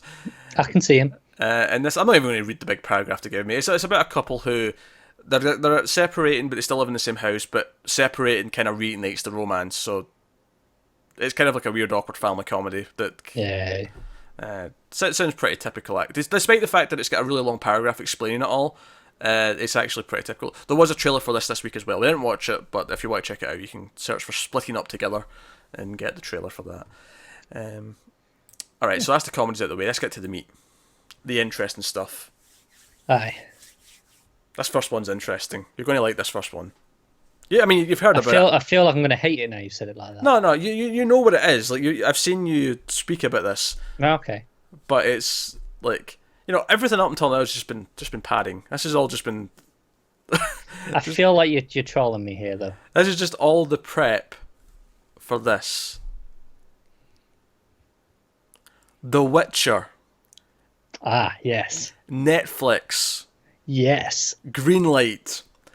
Excited. What the shit? Yeah, that was pretty much my reaction. This came out of nowhere. But Netflix has ordered The Witcher, a season of The Witcher. They've not mentioned episodes, although I assume 8 or 10, given that it's probably going to be high budget, given that just The Witcher. Yeah. They announced that they're working with the author who wrote the books, what the games are based on.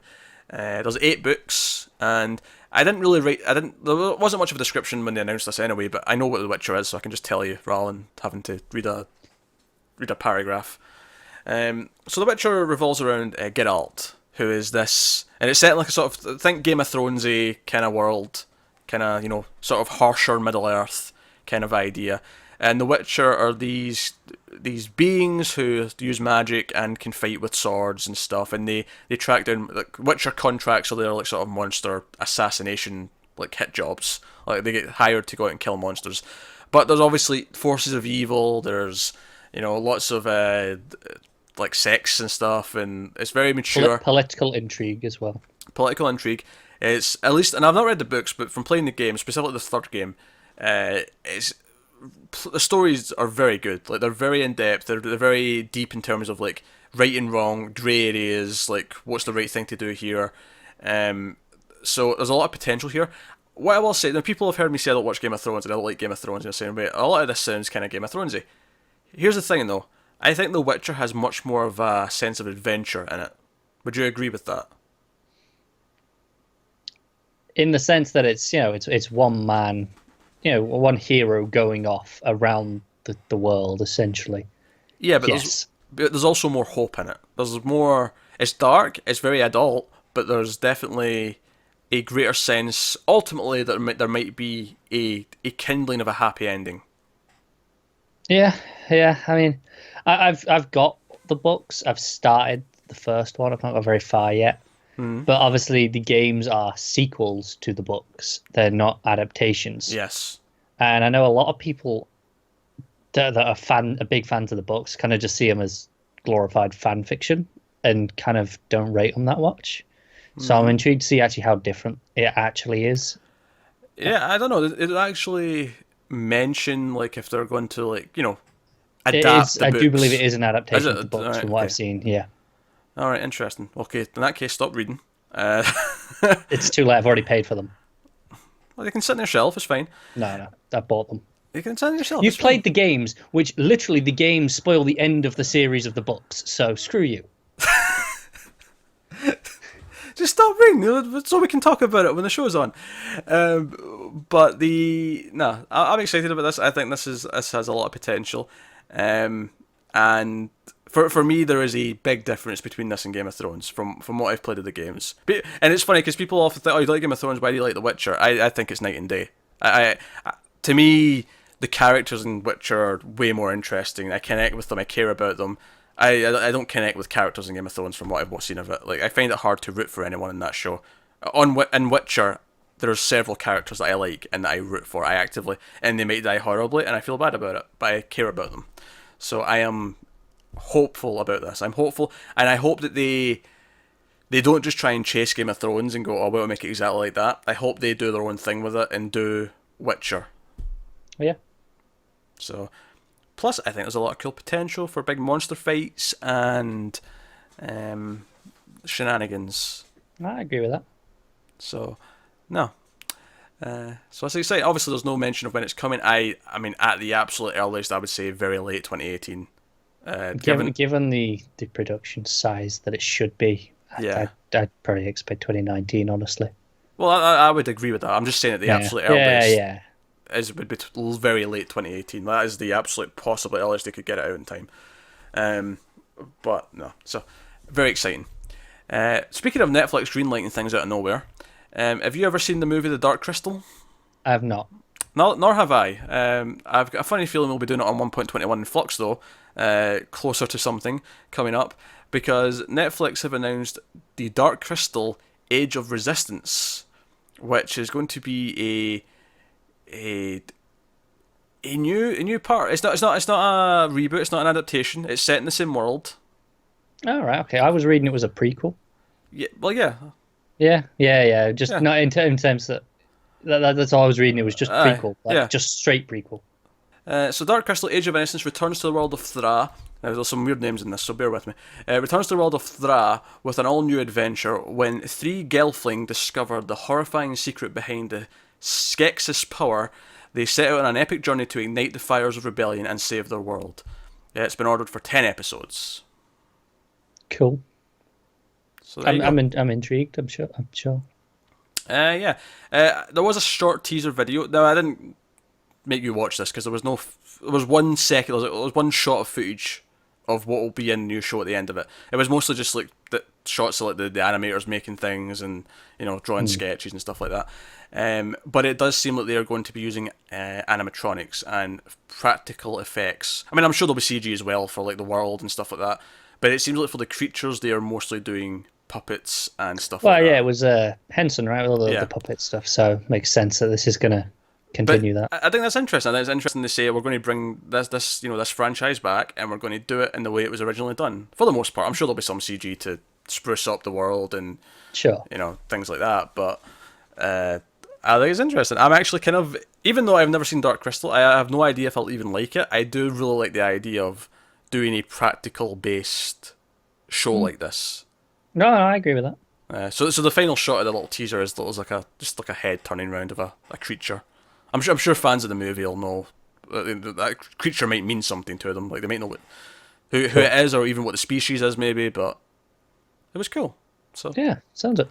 I am into it. All right. Next up, speaking of Netflix, another Netflix show which has been greenlit. It's going to be an Australian series. And honestly, I think they might be here to tell Freeform to piss off with its shitty mermaid show with this. Oh? Yeah. It's called Tidelands, and it's co-created and written by Stephen M. Irwin, who wrote the original Australian version of Secrets and Lies, which served for that was the basis of the ABC show that got made. It's going to be 10 episodes long. The show follows a former criminal as she returns home to the small fishing village of Orville Bay. When the body of a local fisherman washes ashore, she must uncover the town's secrets, whilst investigating its strange inhabitants, a group of dangerous half-sirens, half-humans called the Tidelanders. Doesn't say war, though. I don't care, it's on Netflix. I guarantee you it's going to be better than The Deep. I'm not disputing that. Was it even still called The Deep? Because they changed the name. I can't remember if The Deep was the new name or if it was the... I have no idea. I think it changed its name again. when we got the trailer, I'm sure the name had changed, but whatever. I think it had because I remember I remember you saying, "Oh, there's a trailer," and I didn't know what it Yeah, was. yeah. Yeah, But no, Tidelands. So half siren, small town mystery. I'm down. sounds pretty good. Netflix just announced 3 new shows that all sound varying degrees of interesting to great. So okay, I mean, they're keeping those subscriptions, aren't they? they They're in are. no danger. Yeah, no danger from me. I feel like the original content's just getting more consistent and better as we go. Mm, Sure, there's definitely. obviously some that we don't like, but I mean, like the amount they're pumping out at this point, and they're all high quality. It's kind of insane. All high quality, he says, including Iron Fist.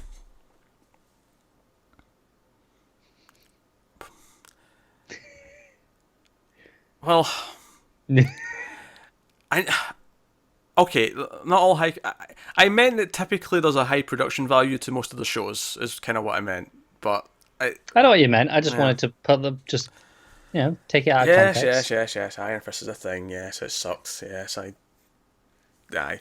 Anyway, next up, this is a thing that's out of nowhere and very interesting. HBO has ordered straight to series Lovecraft Country, which is being produced by Jordan Peele, of course, who just did Get Out, and also Bad Robot from J.J. Abrams. So we got some notable names behind this. The name Lovecraft Country sounds very interesting. Horror series on HBO. Yes, yes. Tell me more. Based on the book of the same name by Matt Ruff, the anthology horror series, and it sounds, just from the description that I'm about to tell you, it sounds like it's going to be like a season anthology rather than episode Okay. to episode. Because it gives us a whole plot, which makes me think this will be the season story rather than Yeah. just one episode. It follows 25-year-old Atticus Black. Oh, sorry. 25-year-old Atticus Black, who joins up with his friend Letitia and his uncle George to embark on a road trip across 1950s Jim Crow America to find his missing father. They must survive and overcome both the racist terrors of the white America and the malevolent spirits that could be ripped from a Lovecraft paperback. Sounds intriguing. It does sound good. I am really into this. Obviously, I really like Get Out. Obviously, this sounds like, again, it's going to be the horror story from the perspective of a black character, which is something that is pretty rare. We don't have a lot of it. That was one of the things, like, watching Get Out felt very apparent, is we've not really seen this.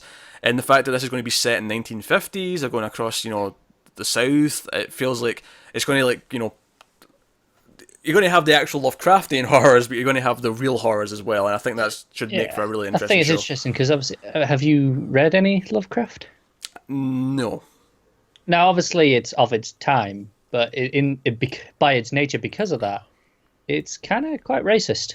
Yeah, isn't it really homophobic as well? Yeah, yeah. Yeah. So it's kind of interesting to tackle it in this series, where you've got the Lovecraftian stuff. I think that's intentional. I think they're probably looking at that and going, "We're going to make a point here by using Oh, that probably. as a vehicle for this." So Yeah, I think that's probably. interesting. Yeah, So no, I'm down. That sounds great. so it does. so there you go. TNT has ordered a pilot called Highland. So this is a. Highland will chronicle what happens when two extended dysfunctional Korean American families will share the same patriarch, who share the same patriarch, must come together after a tragedy strikes. As it turns out, the most reliable person in both families is the one who just got out of rehab. So this sounds like just more of a sort of straight drama, Yeah. from TNT. It's it's inspired by Margaret Cho's personal history, who's going to star in it. She's also producing it. I don't know what to make of this one. More so, it doesn't. Nothing about it strikes me as, oh, I'm really into this idea. It just sounds like Yeah, same. There's nothing that makes me go, oh, I don't want to watch it, but Yeah. nothing that makes me go, oh, I need to watch it either. So, it's down to quality and writing and that kind of thing. So that's fair. That takes us on. ABC has given a straight to series order for a Grey's Anatomy spin off, which we should point out is the second Grey's Anatomy spin off. There was already one called Private Practice that ran for like 6 seasons. I didn't even realise that existed. Yeah, that was the thing. Which was also medical. This is actually maybe slightly more interesting in that it is basically they're wanting some of that Chicago universe thing here. So we're getting a Grey's Anatomy spin-off that's set in a Seattle firehouse. It's untitled, although I've got an idea for the title. So it's a Grey's Anatomy spin-off about firemen. Mm-hmm. Grey's Arsony.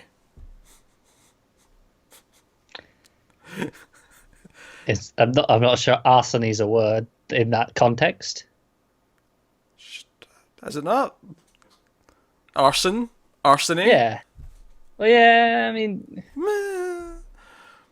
it's a title. Fine. I can't think of another word related to fires and firemen that begins with an A, though. Come on, help me. Does it have to still end in the e? Oh, maybe Sort not. of- Yeah, it's Grey's Arson. Yeah. Yeah. Okay, sure. All right, fair. But hey, ABC, if you don't use that, you're idiots. It's perfect. Yeah. It'll revolve around a group of heroic firefighters, and it's expected to have a backdoor pilot in the coming season of Grey's Anatomy. So I guess one of the firemen will come in burned, and that'll be like they'll meet some Yeah. characters, and then yeah, we don't care about Probably. this, but it happens. So there's your news. And then the last thing in the news, yeah, we're done. We're ready to wrap up. Oh, cool. ABC has ordered Deception, which is a procedural cop show about a magician named Cameron Brack who begins working as a consulting illusionist for the FBI when his career is ruined by a scandal. He will use his talents in sleight of hand, illusion, and deception to help the government solve crimes that defy explanation. And there's a trailer for it, if you want to check that out. I remember hearing about this multiple times, and every time I get disappointed. Once you start talking about magician, I get so disappointed when I realise it's stage magician and not magic. Every time. Yeah. Because you know what it's going to be? They're going to think, oh, this seems unexplainable. Then he's going to come in and go, oh no, this is how a magician would do this. And then, ta-da, case solved. There's a lot of magician criminals, apparently. Apparently. Well, the arch nemesis has to be a magician. He has to be. Yeah. And he has to do a heist by making the vault disappear from the bank and stuff like that. That'd be impressive. That's how you do it. That's the news. We're done. That's all the news this week. So yeah, well, that brings us on. What's our favourite episode of TV of the week? So Connor, what was your favourite show of the week? It's kind of tough for me this week 'cause I think American Gods maybe had its weakest episode of the three due to some structural issues that we talked about. Mm-hmm. Saul, while very good, was kind of, again, maybe the weaker one of the season in the sense that it didn't have a big thing to it. It was kind of just getting ready for what's coming forward. Yeah, that's fair. So, do you know what? I'm going to go with S.H.I.E.L.D. Handmaid's Tale is a very close second, but I think S.H.I.E.L.D. had an excellent season final, and I'm excited to see what comes next. That's a fair pick. Actually, for me, it's between two things. It's between Handmaid's Tale, which I thought maybe had its best episode. Yeah. This week, and that has been a phenomenal show. But also Fargo, which I felt like finally, like, I mean, the first four episodes were fine. They were good. They were enjoyable. We had, nice things to say. But I feel like episode 5 was the first episode where it really became Fargo again, and I felt it. Like it was, Fargo's finally hitting its stride. Admittedly, I still think I'm going to go with Handmaid's Tale, because I feel like Handmaid's Tale so far, especially this episode, it feels so confident. Like they know exactly what they're doing, and they're hitting the notes they want to hit. But I want to give a shout out to Fargo for having its first spectacular episode of the season. So No, that's fair. that's where I stand. Obviously, I like Shield as well, but I think Shield's had better episodes this season. So I don't dispute that either. Yeah. I think it has as well, but and there is one thing in it that the more I'm not obviously spoilers, but the more I think about it, the more it bothers me. okay, But I'm still gonna stick with it because I did really enjoy what it did. but that's us. I guess the only thing to do now is tell you if there's anything new coming next week or anything of interest. Obviously, all the CW DC shows are having their season finales this coming week, so we're excited about that because it means our schedule's about to free up a bit because it's like 3 shows going away. But obviously, we're excited for the finales themselves, especially Supergirl and Flash. Arrow, we'll do it, but Yeah, I'm kind of excited about 3-4 months without Arrow. That seems nice. my liver very much likes the idea. That's true. Question is, if we get an Iron Fist season 2, do you get drunk for every Yes. episode of Iron Fist? I don't think it's feasible, Connor. Come on, we're going to have to go through that in 6-7 days. You cannot get drunk for 2 episodes a day for a week. It's not feasible. We shall see. It's not feasible. You're going to end up in hospital if you try it. Challenge accepted. But of course, the biggest thing coming this week, the thing that I am like so excited for, like, this is probably the biggest excitement of the year so far in terms of TV, at least for me, is Twin Peaks, the new season. It's up there. Don't get me wrong. That is starting Sunday night, double episode. Obviously, our review will be up sometime on Monday, but we're super excited. Big deal. I'm actually like it's fever pitch. It's fever pitch at this point. It's like I'm really glad that we finished everything a week before it started because it let me like build up a little bit of excitement, and now I'm like, oh man. Yeah, I get it. I mean, it's probably the thing I'm second most excited for this year. I think I was more excited for the start of American Gods. Yeah, but I've been waiting for that for a long time. Yeah, and that was like just a new thing to me. Like I never read the book, so that was like exactly. That's a whatever. Like it's good, but like it was just, may as well be just a new show based on nothing, from my point of view. But Twin Peaks coming back, it feels like a big deal. Feels special. And obviously we've got episodes 3 and 4 at some point as well when we can get to those. Showtime are putting them up on their streaming services right away. We're probably going to get to them until midweek, probably like Thursday, by the looks of it. Mainly because it's just hard to fit in another 2 episodes of something, especially since we're going to do them as a double where we have to watch them together, like 1 and 2.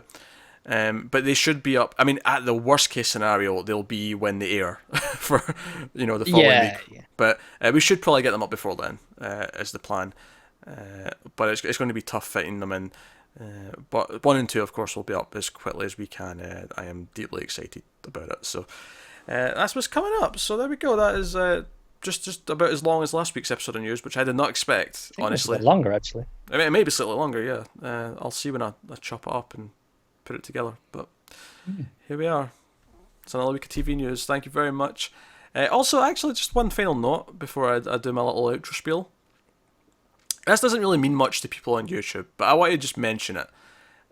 This is actually the 150th week of Almost Cancelled, which doesn't really mean much on YouTube because it started as an audio thing. Those old audio episodes don't exist anymore, and that's good because they're shit, quite frankly.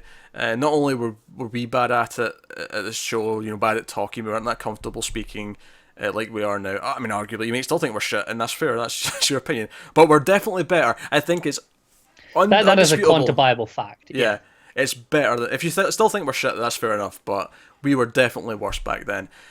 Also, we had crappy mics. It sounded cheap and so on. Audio quality was worse and that kind of thing.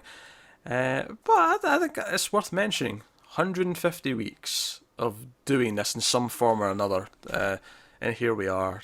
It's kind of fitting for it to fall on one of the A, busiest weeks, and B, potentially the longest news week. Yeah. So no, I just wanted to point that out. I wanted to say that we're aware of that. We're kind of hitting a milestone in a weird way, and it'd be weird. Like when we started like just doing the news as its own thing, and that kind of became the format of the week where we did all the individual reviews and then we had the news at the end of the week. Like, I'd have to go back and count from there. Like, when did that start to see? Like, I don't think it really matters. But in case you ever wondered what the number in the corner of the thumbnail means, though, like that's kind of what it is. It's just for our own records. This is week 150, even though it doesn't really mean much for anyone else. But now you all know, so it'll mean something to you when we go, look, this is 200. Yeah, sure. So thanks for sticking with us. I think it's actually really fascinating. Just not to extend this even longer. I think it's fascinating that the news was something that almost no one watched back when we first started splitting things up, and it's got a pretty consistent little audience now every week that people seem to enjoy. Yeah. It was a case of people came for their shows. Yeah. But not necessarily the news. Whereas before, obviously, it was all bundled in, so they had to have it. So. Yeah, so thanks for watching. Thanks for giving a crap what either of us have to say. Hopefully we do inform you in a bunch of stuff. Maybe we collate all the news that you might care about into a nice little package at the end of the week. Although that's not so little this week. Yeah, I was going to say, little is maybe the wrong word. Typically it's more like 30 to 40 minutes, and that's maybe a bit more digestible. We should be back to that hopefully next week, because all the upfront stuff is... If anything, we might even be like down to even less than that for a few weeks. Yeah, it might be a bit of a drought for about a month now, where we've got nothing. Maybe like 10 to 15 minutes of news every week after this, because everything's... This happened last year, I think, where over the summer, that period was kind of dry. It was a bit quieter, yeah. But that's cool. It gives us time to do more stuff. But no, so let us know what you thought of any of the news that we talked about in the comments below. Like, subscribe, helps us out. You can also help us out, of course, by going over to patreon.com/mailedfuzztv. There's some bonuses over there you can check out.